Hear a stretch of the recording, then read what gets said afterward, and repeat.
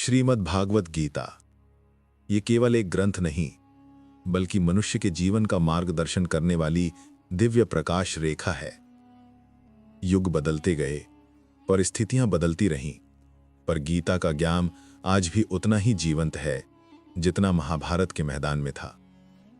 कहते हैं, जब मन भ्रमित हो जाए, जब रास्ते धुंधले पड़ जाएं, जब जीवन का अर्थ समझ ना आए, तब गीता एक दीपक बनकर भीतर रोशनी करती है। गीता हमें सिखाती है, सत्य अकेला हो सकता है, पर उसकी चमक किसी भी अंधकार को मिटाने के लिए काफी है। जिस तरह दीपक की लौ अंधेरी रात को चीर देती है, उसी तरह सच्चाई जीवन की उलझनों को साफ कर देती है। कृष्ण कहते हैं, सत्य को स्वीकार करना आसान नहीं, पर एक बार स्वीकार कर लिया जाए तो भय स्वभाव से ही दूर हो जाता है। मृत्यु, जो हमें सबसे अधिक डराती है, कृष्ण कहते हैं, वो भी एक सत्य है, एक पड़ाव है, अंत नहीं। जिस तरह हम पुराने कपड़े त्याग कर नए पहन लेते हैं, उसी तरह आत्मा अपने पुराने शरीर को छोड़कर नया शरीर धारण करती है। जो आत्मा का स्वरूप समझ लेता है, उसके भीतर से भय का निर्माण ही समाप्त हो जाता है। ज्ञानी व्यक्ति न किसी के जन्म पर अत्यधिक उत्साहित होता है और न मृत्यु पर टूटकर रो पड़ता है, क्योंकि वो जानता है, जन्म और मृत्यु दोनों ही प्रकृति के नियम हैं। हम केवल यात्री हैं। ये संसार हमारा ठहराव स्थल है और आत्मा हमारी असली पहचान। अब बात आती है कर्म की। गीता का सबसे बड़ा संदेश कर्म ही धर्म है। कृष्ण अर्जुन से कहते हैं, तुम्हारा अधिकार केवल कर्म करने पर है, फलों पर नहीं।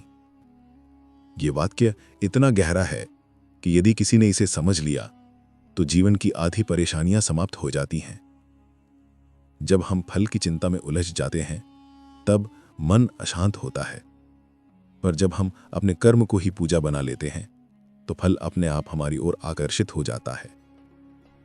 कई बार हमें लगता है कि हम बहुत मेहनत करें, फिर भी परिणाम वैसा नहीं मिलता, लेकिन गीता कहती है, परिणाम तुरंत दिखाई ना भी दे तो भी कर्म अपना प्रभाव छोड़ता है। कर्म बीज की तरह है। बीज अभी दिखाई नहीं देता, पर समय आने पर विशाल वृक्ष बनकर उभरता है। अब एक और गहरी सीख, क्रोध। क्रोध मनुष्य का सबसे बड़ा शत्रु माना गया है। जब क्रोध आता है तो मन पर पर्दा पड़ जाता है। हम सही और गलत का भेद खो देते हैं। कृष्ण कहते हैं, क्रोध मोह को जन्म देता है, मोह स्मृति को नष्ट करता है, और स्मृति का नाश बुद्धि का नाश है। क्रोध एक क्षण के लिए आता है, पर कई बार पूरा जीवन बर्बाद कर देता है। इसलिए जब भी क्रोध आए, एक गहरी सांस लें, एक पल ठहरें। यह ठहराव ही आपकी जीत है। अब बात करते हैं मन की। मन जो हवा की तरह चंचल है, कभी खुशियां देता है, कभी दुख का कारण बनता है, कभी हमें ऊंचाइयों तक ले जाता है और कभी गहरी खाइयों में फेंक देता है। कृष्ण कहते हैं, जिसने मन को जीत लिया, उसके लिए जगत जीतना सरल है। मन को जीतना एक दिन का कार्य नहीं, यह निरंतर अभ्यास है। ध्यान, ध्यान का भाव और अपनी इच्छाओं पर संयम मन को शांत करता है। और जब मन शांत हो जाए तो जीवन में क्लैरिटी उभरने लगती है। मन को वश में कर लेने वाला व्यक्ति अपनी इच्छाओं, आशंकाओं और डर का दास नहीं रहता। वो अपने लक्ष्य को स्पष्ट देख पाता है और उसी दिशा में आगे बढ़ता है। लेकिन मन को वश में ना किया जाए तो वही मन मनुष्य को भ्रम, चिंता और दुख का कारण बना देता है।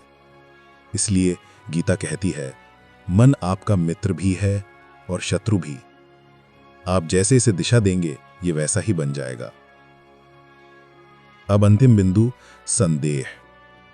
संदेह मन की शांति को खा जाता है। अधिक संदेह करने वाला व्यक्ति न रिश्तों में टिक पाता है, न अपने लक्ष्य में। कृष्ण कहते हैं, संदेहशील का न इस लोक में भला, न परलोक में। जीवन में थोड़ा भरोसा आवश्यक है, खुद पर भी और ईश्वर पर भी। अब हम अगले भाग में जानेंगे मोह, पश्चाताप, वर्तमान का महत्व और कैसे रिश्तों में सम्मान ही हमारा असली मूल्य होता है। अब आइए आगे बढ़ते हैं और जानते हैं गीता के वो विचार जो मनुष्य के रिश्तों, भावनाओं और मोह को समझाते हैं। कृष्ण कहते हैं, मोह विनाश का कारण होता है। हमारे दुखों का मूल कारण हमारी अपेक्षाएं हैं। जितनी अपेक्षा बढ़ती है उतना ही दुख बढ़ता है। मोह वैसा ही है जैसे कोई धागा जो हमें बंधन में बांधता रहता है। हम सोचते हैं कि हम किसी को खो नहीं सकते, किसी चीज को छोड़ नहीं सकते। यहीं से पीड़ा जन्म लेती है। लेकिन सत्य यह है कि जो चीज आज हमारे पास है, कल किसी और के पास थी और परसों किसी और के पास चली जाएगी। हम इस संसार में खाली हाथ आए थे और खाली हाथ ही जाएंगे। मोह केवल यात्रा को भारी कर देता है। अब बात करते हैं वर्तमान के मूल्य की। कृष्ण कहते हैं, पछतावा अतीत नहीं बदल सकता और चिंता भविष्य नहीं संवार सकती। जीवन का असली सुख सिर्फ वर्तमान में है। हम अतीत की गलतियों पर रोते रहते हैं, भविष्य की चिंताओं में जलते रहते हैं और अनजाने में वर्तमान के सुंदर क्षण खो देते हैं। जो अब है यही जीवन है, जो अभी चल रहा है यही आपका सत्य है। अब आइए रिश्तों पर एक नजर डालें। कृष्ण कहते हैं, जो तुम्हारा साथ देता है तुम भी उसका साथ दो, और जो तुम्हें धोखा देता है तुम उसे त्याग दो। रिश्तों में जबरदस्ती नहीं करनी चाहिए। जहां आपका सम्मान ना हो वहां कभी नहीं ठहरना चाहिए। लोग आपकी चुप्पी को कमजोरी समझ लेते हैं और आपका दिल टूटता है। सम्मान एक ऐसा मूल्य है जिसके बिना कोई भी रिश्ता टिकता नहीं है। यदि कोई व्यक्ति आपकी कद्र नहीं करता है तो उस स्थान को छोड़ देना ही बुद्धिमानी है। अब एक बड़ी बात, मनुष्य अपने मन से ही दुखी होता है। कहा गया है, कौन क्या कर रहा है, कैसे कर रहा है, क्यों कर रहा है, इन सब से जितना दूर रहोगे उतना ही सुखी रहोगे। दुनिया में केवल दो ही लोग हमारी सच्चाई जानते हैं, एक परमात्मा और दूसरी हमारी अंतरात्मा। अब सुनिए एक गहरी सीख। दिखावा और दिखावटी बातें मन की शांति छीन लेती हैं। कृष्ण कहते हैं, जिस मनुष्य के भीतर ज्ञान की कमी और ईश्वर में श्रद्धा नहीं होती, वो आनंद नहीं पा सकता। ज्ञान केवल पढ़ने से नहीं आता। ज्ञान आता है जब हम जीवन को समझते हैं, दूसरों के दर्द को पहचानते हैं और अपनी गलतियों को भी स्वीकार करते हैं। अब आते हैं स्वभाव की सुंदरता पर। तन की सुंदरता मन को आकर्षित कर सकती है, लेकिन स्वभाव की सुंदरता हृदय को हमेशा बांध लेती है। इसीलिए कहा गया है, व्यक्ति का स्वभाव निर्मल होना चाहिए। अब एक और गहरा बिंदु, शक एक लौ की तरह है जो रिश्तों को धीरे धीरे जला देती है। संदेह जितना बढ़ता है, शांति उतनी घटती है। जिस व्यक्ति को हर चीज पर शक हो, वो किसी भी रिश्ते में आनंद और स्थिरता नहीं पा सकता। बहुत से लोग ये भी कहते हैं, मेरे पास वक्त नहीं है।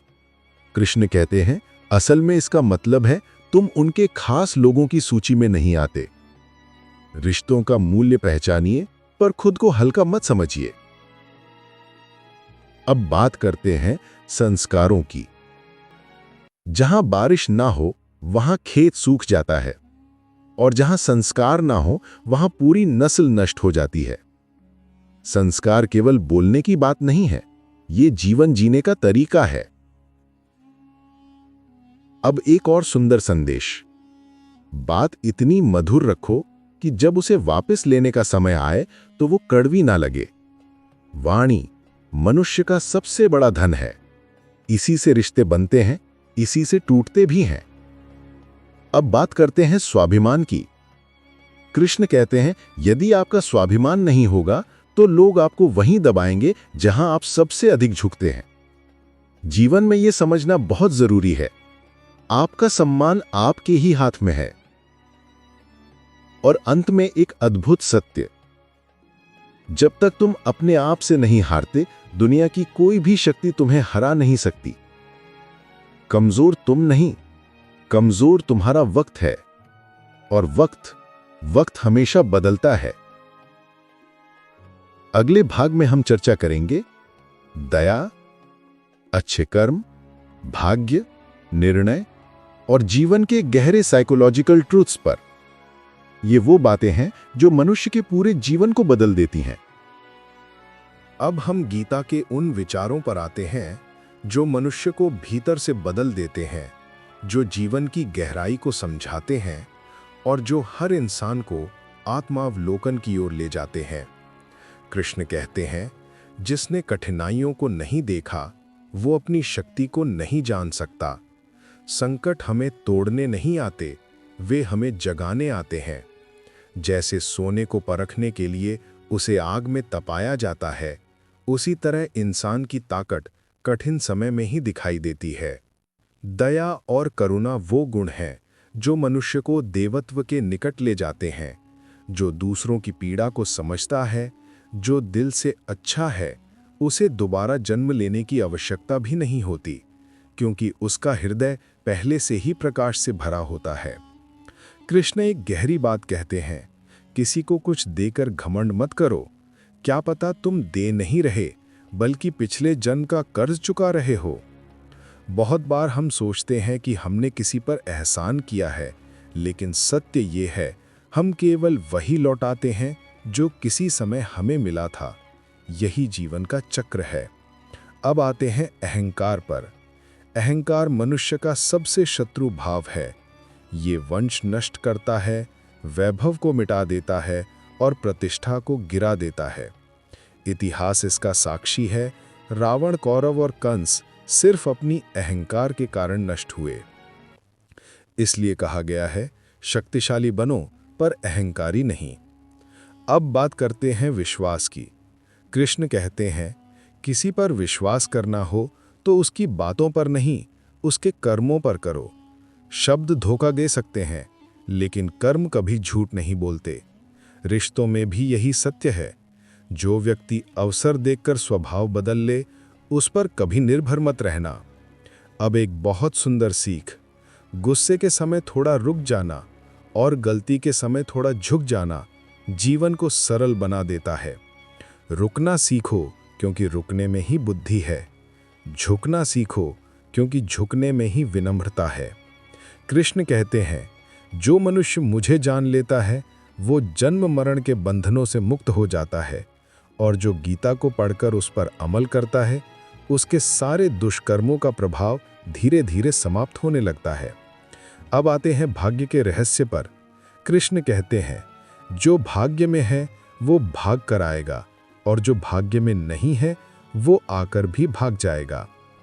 भाग्य को लेकर घबराना नहीं चाहिए, परिश्रम से डरना नहीं चाहिए, क्योंकि भाग्य और परिश्रम दोनों के संतुलन से ही सफलता मिलती है। मनुष्य की इच्छाएं उसे हवा के झोंके की तरह डगमगा देती हैं। यदि मन इच्छाओं में फंस जाए तो बुद्धि भटक जाती है, इसलिए संयम आवश्यक है। अब सुनिए एक अत्यंत शांत और महत्वपूर्ण विचार। जो व्यक्ति सुख दुख, मान अपमान, लाभ हानि में शांत रहता है, वो कृष्ण को अत्यंत प्रिय होता है। शांत मन, स्थिर मन, यही तो योग है, यही तो जीवन का सार है। कृष्ण कहते हैं, ये संसार उन्हीं की माया है, वही सृष्टि के जनक हैं, वही पालन करता है, और वही अंत समय में इस संसार को समेट लेते हैं। एक गहरी बात, कृष्ण कहते हैं, मैं सभी जीवों के भूत, वर्तमान और भविष्य को जानता हूँ, पर मुझे कोई नहीं जानता। यह ह्यूमैनिटी का सर्वोच्च उदाहरण है। परमात्मा सब कुछ जानता है, फिर भी दावा नहीं करता, क्योंकि ज्ञान का चरम रूप विनम्रता ही है। अब बात करते हैं आत्मसम्मान की। जब कोई समझदार व्यक्ति रिश्ता निभाना बंद कर देता है, तो समझ लेना चाहिए कि उसके आत्मसम्मान को कहीं न कहीं चोट पहुंची है। प्रेम और अहंकार दोनों की प्रकृति अलग है। प्रेम माफी मांगना पसंद करता है और अहंकार माफी सुनना। इसलिए रिश्ते तभी चलते हैं जब दोनों पक्ष एक दूसरे की भावनाओं को समझें। अब आते हैं कर्म की पहचान पर। कृष्ण कहते हैं, कर्म ही मनुष्य की पहचान है। नाम तो अनगिनत लोगों के होते हैं, लेकिन कर्म ही तय करते हैं कि हम कौन हैं। कई बार हम अच्छे कर्म करते हैं और लोग केवल हमारी गलतियां याद रखते हैं, लेकिन इसका दुख नहीं होना चाहिए, क्योंकि आपकी यात्रा ईश्वर को दिख रही है, दुनिया को नहीं। अब एक अत्यंत गहरी सीख, खामोशी ही मनुष्य की सबसे बड़ी रक्षा है। जुबान फिसल जाए तो गुनाह होते देर नहीं लगती। रिश्तों में धोखा भी एक ऋण है जो आपको किसी न किसी रूप में वापस मिलता है। और अंत में एक सुंदर विचार, अच्छी नज़र वो है जो अपनी कमियां और दूसरों के गुणों को देख सके। तुलना मत करो, ना ईर्ष्या करो। आप जैसे हो, अद्वितीय हो, विशेष हो। अब इस अंतिम भाग में हम गीता के वो विचार जानेंगे जो मनुष्य को भीतर से पूरी तरह बदल देते हैं, जो जीवन को एक नई दिशा, एक नई दृष्टि और एक अद्भुत शांति प्रदान करते हैं। कृष्ण कहते हैं, मनुष्य अपने विश्वास से निर्मित होता है। जैसा वो विश्वास करता है वैसा ही वो बन जाता है। यदि आपके विचार महान हैं तो आपका चरित्र भी महान होगा। यदि विचार छोटे हैं तो जीवन भी छोटा हो जाता है। इसलिए अपने विचारों को ऊंचा रखना जीवन का सबसे बड़ा साधन है। समय ये न किसी से डरता है, न किसी का इंतजार करता है। कृष्ण कहते हैं कि इस संसार में ना कोई भाग्य से अधिक पाया है और ना समय से पहले। जो आपका नहीं है वो आकर भी टिक नहीं सकता, और जो आपका है वो दूर रहकर भी वापस आ जाता है। अब बात करते हैं वाणी के नियंत्रण की। वाणी से दिए घाव तलवार से दिए घावों से भी गहरे होते हैं। जीवन में वाणी को संयमित रखना अनिवार्य है। क्रोध, आवेश, दुख या आनंद में कभी शब्दों का प्रयोग जल्दबाजी में ना करें। कृष्ण कहते हैं कि आनंद में वचन मत दो, क्रोध में उत्तर मत दो और दुख में निर्णय मत लो। इन 3 बातों का पालन करने वाला व्यक्ति गलत रास्तों पर कभी नहीं भटकता।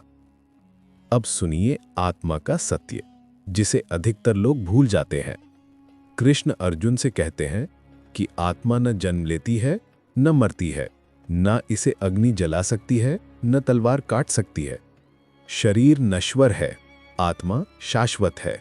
ये शरीर 5 तत्वों से बना है: भूमि, जल, अग्नि, वायु, आकाश, और अंत समय में इन्हीं में मिल जाता है। लेकिन आत्मा, वो अपनी यात्रा जारी रखती है। ये ज्ञान मनुष्य को भय, चिंता और मोह से मुक्ति देता है। अब आइए कर्म और परिणाम पर। कृष्ण कहते हैं कि तुम आज जो भी कर्म कर रहे हो उसका फल तुम्हें कल अवश्य मिलेगा, और आज जो तुम्हारे पास है वो तुम्हारे पिछले कर्मों का फल है। किसी कर्म को छोटा मत समझो, हर कर्म का प्रभाव होता है, या तो अभी या आगे चलकर। कृष्ण वचन देते हैं कि जो व्यक्ति श्रद्धा से मेरी भक्ति करता है, मैं उसकी हर कमी पूरी करता हूं, और जो उसके पास है उसकी रक्षा स्वयं करता हूं। ये विश्वास मनुष्य के भीतर अद्भुत शक्ति जगाता है। अब आते हैं निर्णय और समय पर। जीवन की सबसे महंगी चीज वर्तमान है। एक बार निकल जाए तो पूरी दुनिया की संपत्ति देकर भी उसे वापस नहीं पाया जा सकता। इसलिए वर्तमान को सम्मान देना जीवन का सबसे बड़ा धर्म है। अब सुनिए एक अद्भुत आध्यात्मिक सत्य। दुनिया में हमें सबसे अधिक दुख हमारी आशाएं देती हैं। जब हम अपेक्षा छोड़ देते हैं तब जीवन हल्का, शांत और आनंदमय हो जाता है। जीवन में परिवर्तन तभी संभव है जब हम स्वयं को बदलते हैं। लोग, रिश्ते, शहर, घर बदलने से शांति नहीं मिलती। शांति तब मिलती है जब मन बदलता है। कृष्ण कहते हैं कि मनुष्य इसलिए दुखी नहीं है कि वो ईश्वर को नहीं मानता। मनुष्य इसलिए दुखी है क्योंकि वो ईश्वर की नहीं मानता। अब देखते हैं विपत्ति का महत्व। कठिन समय में मनुष्य अकेला होता है, पर यही समय उसे असली ताकत सिखाता है। जो आपको सम्मान दे, आप भी उसे सम्मान दीजिए, और जहां सम्मान ना मिले, वहां से शांत होकर लौट आइए। यही आत्मसम्मान है। अब सुनिए एक अद्भुत दृष्टांत। भगवान पर विश्वास उस बच्चे की तरह करो जिसे हवा में उछाला जाए, फिर भी वो हंसता है, क्योंकि उसे पूरा भरोसा है कि पिता उसे गिरने नहीं देंगे। कृष्ण कहते हैं कि जहां तुझे अपने भी छोड़ दें, मैं तेरे साथ खड़ा हूं।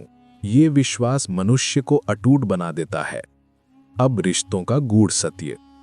जो हमें रुलाए वो रिश्ता गहरा होता है, जो रोते हुए छोड़ दे वो रिश्ता कमजोर होता है, और जो बुरे वक्त में भी साथ निभाए वो रिश्ता सबसे पवित्र होता है। दूरी रिश्तों को तोड़ती नहीं, बनाती है यदि दोनों में प्रेम हो, और दूरी तोड़ देती है यदि रिश्ता केवल सुविधा पर आधारित हो। भाग्य से ऊपर केवल कर्म है।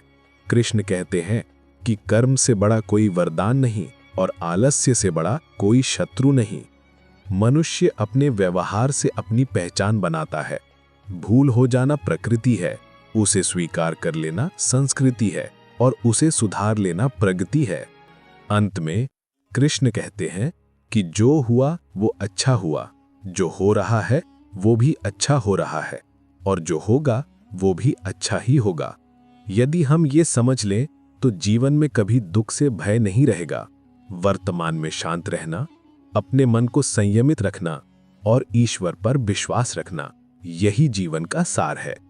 जो व्यक्ति इस ज्ञान को समझ लेता है वो अपने भीतर प्रकाश को पा लेता है, और वही प्रकाश उसे हर अंधकार से बाहर निकालता है। जय श्री राधे कृष्ण। ओम शांति ही शांति ही शांति ही।